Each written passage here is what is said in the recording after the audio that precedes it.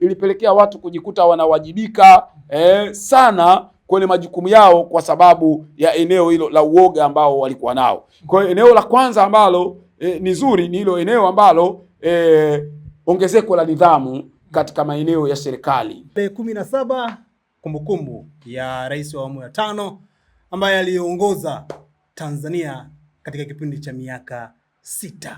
Bwana, leo kumbukumbu ya John Pombe Joseph Magufuli. Siku kama ya leo ndiyo taarifa ilitangazwa ya kumpoteza rais wa awamu ya 6.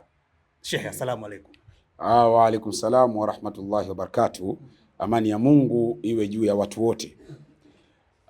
Leo ni kumbukumbu au tunaita kumbukizi ya kukumbuka miaka 5 baada ya kuondoka kwake Mheshimiwa hayati John Pombe Magufuli. Wengine walikuwa wanamuita Chuma, majina mbalimbali.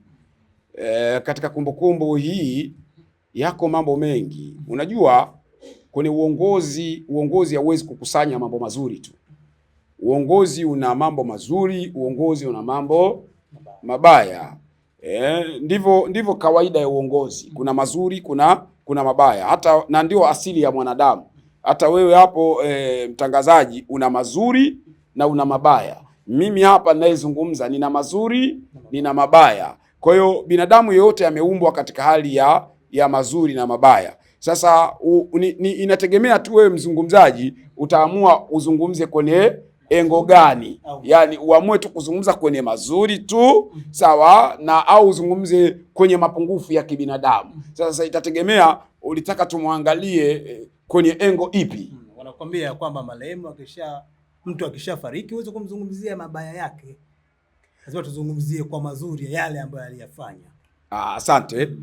Kwanza niseme kitu kimoja, tunapomzungumza rais atumzungumzi Magufuli.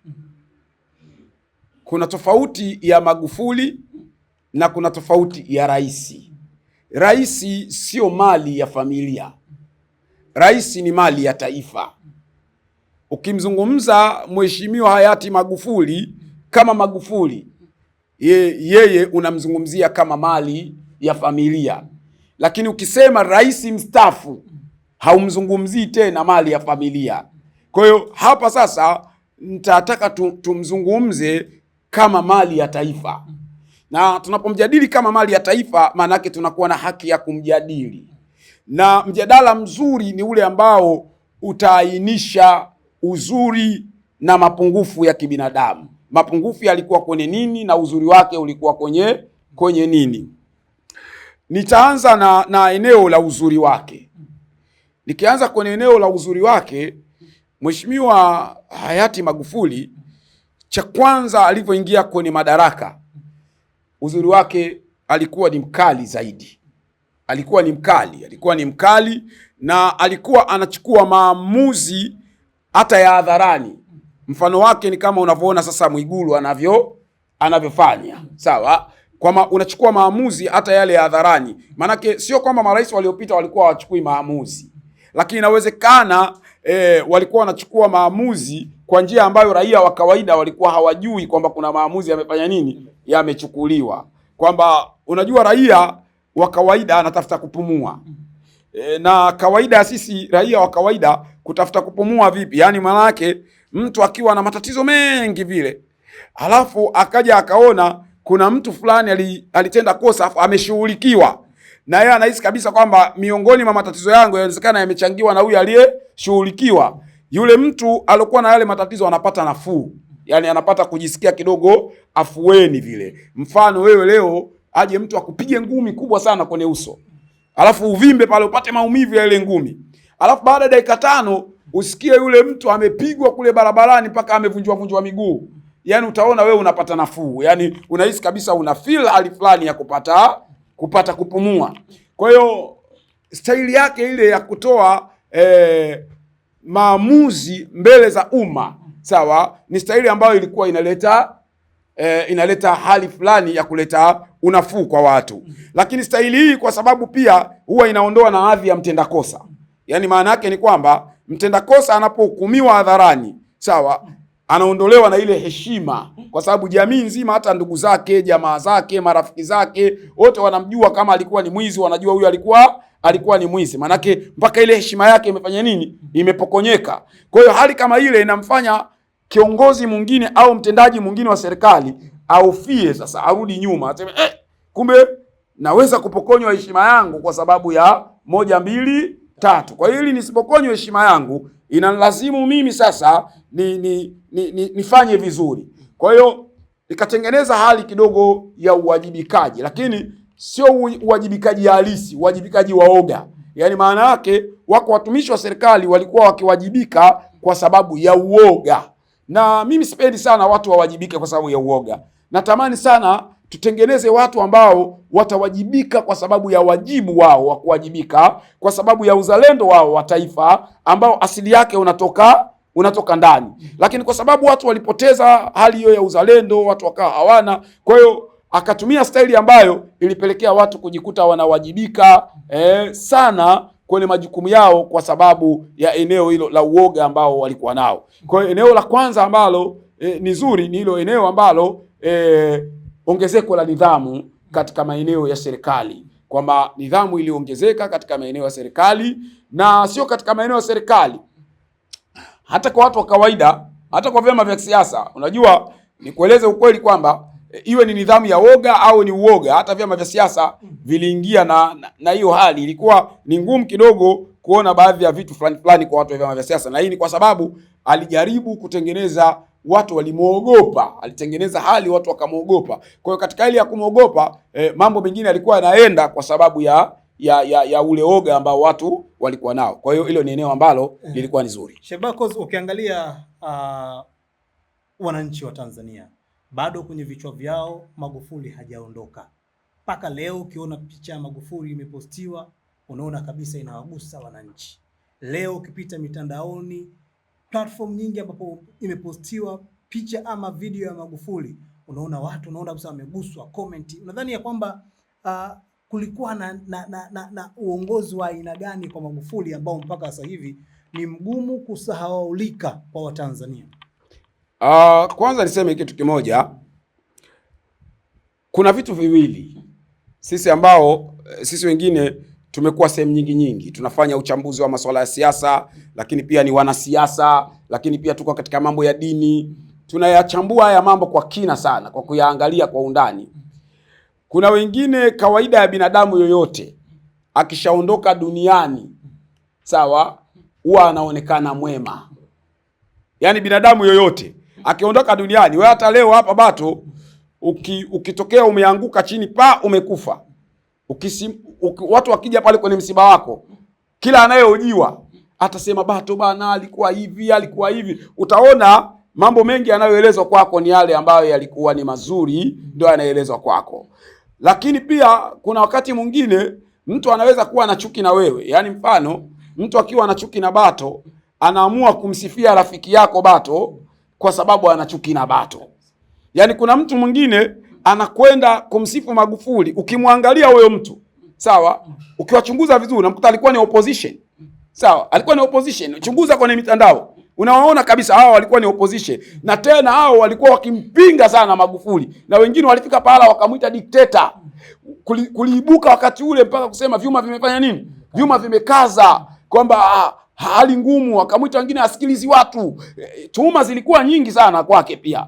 Lakini baada ya kuondoka kwake, kwa sababu tayari hayuko duniani, na ili watu wanabadilika sasa, anaweza kumchukia aliyoko katika madaraka. Sasa akajaribu kumsifu aliyoondoka, akidhani kana kwamba huyu aliyoondoka na huyu aliyoko katika madaraka ni wawili tofauti, lakini wote hawa wanatoka kwenye msingi mmoja wa chama kimoja, misingi ile, lakini tofauti yao ni kwamba ni utawala mwingine na huyu ni rais mwingine. Kila mmoja anakuwa ana maono yake.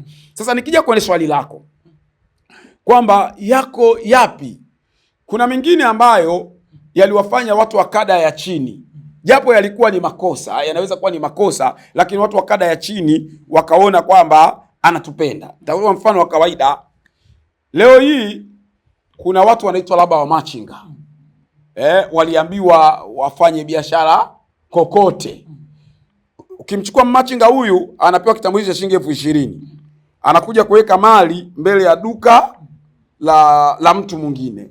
Ukimuuliza mwenye duka huyu anaweza kuwa anaona anaumia, sawa? Na anaweza kaona hili jambo sio zuri kwake huyo mwenye duka, kwa sababu labda atasema mimi nalipa TRA, nalipa kodi, nalipa frame, nafanya nini? Alafu huyu anachukua mzigo wake anaweka mbele ya duka langu wakati yeye ana kitambulisho cha shilingi 20,000 tu na anauza vile vile vitu ambavyo mimi ninavyo. Mwisho wa siku maduka mengi mfano Kariakoo yalifungwagwa. Sawa, wengine wakawa wanachukua ile mizigo wanawapa wa machinga bila kulipa kodi, wanaitoa kwenye masto yao, wanawagawia wa machinga wanauza barabarani, yeye jioni anakusanya nini? Anakusanya hela. Kwa nini? Kwa sababu aliona haja ya kuwa na frame tena sioni, bali haja yangu ni bora niwape wa machinga. Lakini kwa kada ya hao watu wa kawaida ambao sasa ni wa machinga, kwa wao ni nini? Ni furaha, sawa? Kwa hiyo watu hao sasa kwa upande wao sasa wanasema yes. Sasa mtu kama huyu leo akija kuambiwa salaba toka barabarani Kariakoo, unamuondoa labda barabarani. Unafikiri akikuta picha sasa ya Magufuli imepostiwa, unafikiri nini atakachoenda kufanya? Lazima ata comment katika posti, itakuwa positive way. Lazima ata comment kwa njia nzuri, sawa? Kwa nini? Kwa sababu binadamu wote tumeumbwa na uselfish. Yaani kila binadamu unayemuona ameumbwa na ubinafsi. Hata kama mtu atakwambia mimi sio binafsi, anaweza akasema sio, lakini kwenye uhalisia ndani yake kuna nini? Kuna ubinafsi. Kwa mfano leo akiwa na shilingi 2,000 anakwambia bana naenda kula. Sawa? Hawezi kuambia bana na 2,000 twende tukale wote. Sawa, mnaweza kuwa wote hapa ni waandishi wa habari, lakini wewe una 2,000 yako, unasema bana mimi naenda kula, bana kanunulia mimi chakula bana sina hela na 2,000 tu. Sawa, sasa kwa nini usiseme nenda kale wewe mimi nitasubiri baadaye kwa hiyo 2,000 ulionayo? Kwa sababu binadamu ameumbwa na asili ya uselfish. Sasa ataanza kujiangalia kwamba sisi tulikuwa tunapata nafuu kama kada ya chini. Lakini pili, kitu kingine muhimu, maneno ya matumaini. Mheshimiwa hayati Magufuli alikuwa na yale maneno ya matumaini. Kwa mfano, hii serikali ni ya wanyonge.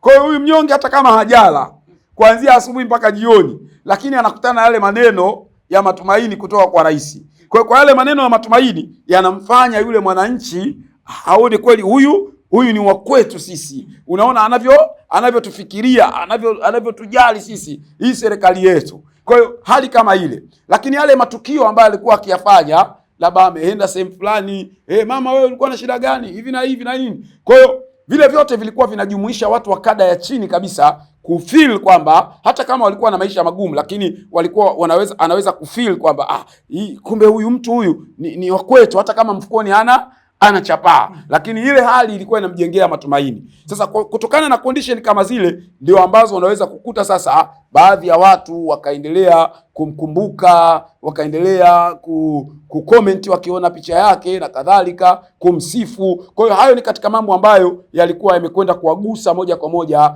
kada ile ambayo ni kada ya chini kabisa. Kuna namna ambavyo viongozi waliopo au watakao kuwepo katika miaka ijayo, japokuwa kuangalia yale ambayo mpaka yafanya Magufuli mpaka leo wanakubalika na wananchi, inaonekana bado wanamkumbuka kupitia uongozi wake. Kuna namna ambao watakuwa wajifunze kupitia yale ili mali nao pia wawe moja kati ya viongozi ambao wataaminika kwa haraka zaidi na wananchi. Katika mimi naweza nikasema hivi kwamba binadamu yoyote tunapaswa kuchukua mazuri yake, lakini mabaya yake hatupaswi kuyachukua. Kwa sababu binadamu ana pande mbili kama nilivyosema mwanzo. Anayo mazuri lakini anayo mabaya. Kwa mfano sisi ambao ni watu wa siasa, sawa? Ukienda kwenye reti ya siasa kwa maana ya upinzani, namna ambavyo Jakaya Mrisho Kikwete alivyotoka, sawa? Upinzani ulikuwa uko juu sana, sawa? Uko juu, yani demokrasi ilikuwa ni kubwa kwa watu kwamba kujifanyia maamuzi. Na hapa kwenye demokrasi ukiangalia ndio panaenda kusimama kwenye ibara ya 8 ya katiba. Kwenye ibara ya 8 ya katiba ndio inatoa mamlaka ya serikali kuwa ni ya watu. Yaani serikali tunaiona ni ya wananchi. Lakini wananchi wanapataje mamlaka ya kuwa na hii serikali? Ni kwa sababu wananchi hawa wamepewa mamlaka haya na katiba ya nchi kwamba hii ni serikali yao. Sasa wananchi wanachokifanya ni nini? Kwa sababu hatuwezi kuongoza wote. Tunamchagua mwananchi mmoja, tunakasimisha madaraka kwake. Yaani maana yake wananchi wamekasimisha madaraka kwa rais. Kwa hiyo unapomkasimishia madaraka rais, na yeye rais anawakasimishia wengine wa kumsaidia, ndio anateua wakuu wa mkoa, anateua mawaziri, anateua nani, wale wote wale wamekasimishiwa madaraka na rais, lakini tulie mkabidhi nchi anakuwa rais. Sasa ukiondoa demokrasia, sawa, ukaondoa uhuru wa watu kuamua, maana yake unaondoa hali ya wananchi kufanya maamuzi. Yani ile ibara ya 8 inashindwa kusaundi vizuri. Sasa unaweza kuona kwamba wakati wa Jakaya Mrisho Kikwete hali ya demokrasia ilikuwa iko juu. Alipoingia yeye, hali ya demokrasia iliporomoka kabisa, na iliporomoka kwa sababu nyingi sana ambazo kila mmoja anajua. Kwanza zile kauli, pia alikuwa na kauli nzuri za hamasa, lakini alikuwa na kauli ambazo kidogo kwa watu ambao ni wa vyama vya siasa hazikuwa, wakati mwingine zilikuwa pengine hazipendezi. Mfano labda ukimchagua, haiwezi kumchagua mtu ambaye anatoka chama kingine alafu mimi nije nilete hapa, alisema kama kule Ubungo na kadhalika. Sasa nilete chochote hapa wakati umemchagua mtoto wa mama wa kambo na nini. Kwa hiyo yale mambo kama yale yalipelekea pia kushusha demokrasia ya nchi. Lakini vile vile tuliona mambo mbalimbali. Kwa mara ya kwanza Tanzania nzima, uchaguzi wa mwaka 2020 wabunge tulipata wawili tu wa upinzani, ambao mmoja kutoka Nkasi na mwingine Mtwara vijijini, kutoka kwenye wabunge karibuni zaidi ya 70 au 80 ambao walikuwepo 2015 mpaka kubaki wabunge wawili. Kwa hiyo unaweza kuona maafa ya demokrasia pia yalidondokea kwake. Hapo ndipo palipoanza, na inawezekana yeye aliamini pengine kwamba hii demokrasia ni kikwazo kwa maendeleo, au ni kikwazo kwa kulifikisha taifa ninapotaka mimi lifike. Inawezekana aliamini hivyo. Kwa hiyo alipoamini hivyo, akaamua kutumia staili nyingine ambayo pia ilikinzana na utaratibu wa kikatiba. Kwa hiyo hayo ni maeneo ambayo unaweza ukaona yalikuwa ni sehemu ya mapungufu katika upande wa masuala ya kidemokrasia. Lakini pia alikuwa mzuri kwa maana ya ujenzi, alijitahidi pia kwenye ujenzi. Kwa mfano, masoko mengi yalijengwa katika zama zake zile. Hata unaona leo kuna zile stendi kubwa, mfano stendi ya Dodoma, sawa, ambayo unaiona leo, stendi ya ile ya Magufuli ya pale Mbezi, ni stendi ambazo ni kubwa sana. Mimi siku moja nimetoka Malawi. Wakati natoka Malawi nimepanda kwenye gari, niko na wa Malawi. Wakati wa Malawi wanafika pale, nimekaa naye pembeni, mmoja anamwambia mwenzie, sasa this is Tanzania, I think it is South Africa. Anashangaa, sawa, kwamba kuona hii ni nini, ni Tanzania. Yani anaona ile stendi kwamba anafikiria ni kama South Africa. Kwa nini? Kwa sababu ukienda Malawi hata stendi ya Mbagala hii ni kubwa. Yani Malawi mpaka unashangaa hakuna stendi. Unaweza kukuta watu wako chini ya mti, yani wamekaa chini ya mti pale, ndio stendi. Sasa alipokuja kuona mambo kama yale, walishtuka. Sasa ni vitu ambavyo Magufuli alijenga masoko mengi, kaweka stendi nyingi na nini, ambavyo ni vitu viliwagusa wananchi moja kwa moja. Kwa hiyo ni katika mambo ambayo yalikuwa ni mazuri kwa upande wake.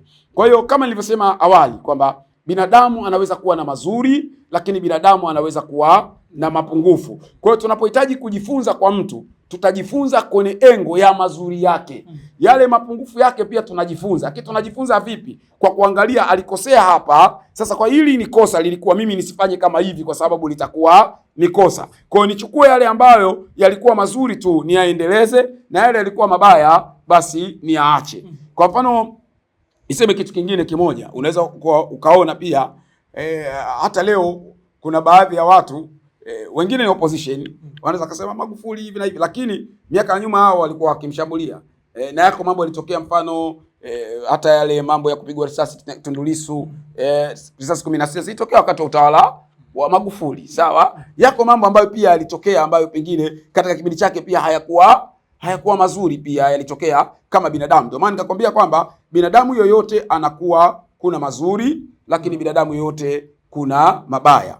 Lakini katika hali ya kawaida tunayachukua mazuri yake ambayo aliweza kuyafanya, sawa, alifanya mazuri tu mengi ambayo yalisaidia nchi, na hatimaye nchi yetu imefika hapa ilipofika, kwa sababu watu nchi wenye akili lazima wayakumbuke. Kwa naona kabisa kwamba wananchi wanayakumbuka yale mazuri, ndio pale ikifika pahala wanajaribu kuona wanafanya nini kwa sababu yako mazuri. Lakini kubwa zaidi, ambalo pia lilikuwa likiwafurahisha wananchi. Unajua umaskini sio kitu kizuri. Umaskini sio kitu kizuri. Umaskini ukiwa mkubwa sana, kwanza unakutengenezea hasira. Umaskini una hasira. Unaona, hata akipita mtu hapa ana gari zuri hivi, anapita nalo hapa barabarani, yani hata kikanyaga maji kwa bahati mbaya, we unaanza kusema kwa sababu ana gari ndio maana amekanyaga maji, anatudharau. Kumbe hata hajakudharau, ni kama binadamu tu, pengine feeling ya kuyaona hayo maji ameyakanyaga yamekurukia. Lakini kwa nini? Kwa sababu ya hali ya umaskini huwa unamtengenezea mwanadamu hasira. Sasa kuna ile hali ambayo Mheshimiwa Magufuli ya kushughulikia pia mafisadi. Naona leo unaona labda Manji amekamatwa, nani amekamatwa, anawekwa ndani watu ambao ni wazito. Kwa hiyo kuna vitu kama vile vinamfanya huyu maskini huyu ahisi kwamba naye anapata afya, alafu anahisi kwamba okay, kumbe kuna mtetezi ambaye pia ananitetea mimi. Sawa. Kwa hiyo katika hali moja au nyingine, hivyo ni vitu ambavyo pia vilikuwa vinaleta faraja kwa baadhi ya watu. Japo kwamba mimi sio muumini sana wa kumchukia mtu kwa sababu ya kile alichonacho. Mimi ni muumini wa kujifunza kwa mtu kwa kile alichonacho. Yaani nikiona mtu amefanikiwa najifunza amefanikiwaje. Sawa? Sio nichukie mafanikio yake. Lakini hata sisi wa Tanzania hapa Bato, wewe ukifanikiwa zaidi, sawa, channel ikawa kubwa sana, sawa, na waandishi wengine ikawa kubwa sana, utaona kwamba unatengeneza na ukubwa wa maadui. Yaani kuna watu watakuchukia tu kwa sababu umefanya nini? Umefanikiwa. Sasa kuna Watanzania wengine pia wanawachukia matajiri sio kwa sababu wameiba. Ni kwa sababu wao wamefanikiwa. Kwamba yeye anakuwa na hasira kwa sababu ameona wamefanikiwa. Lakini sasa sio jambo jema kumchukia mtu kwa kuwa amefanikiwa. Shukrani. Asante sana, nashukuru. Bwana wewe unataka kuuliza mambo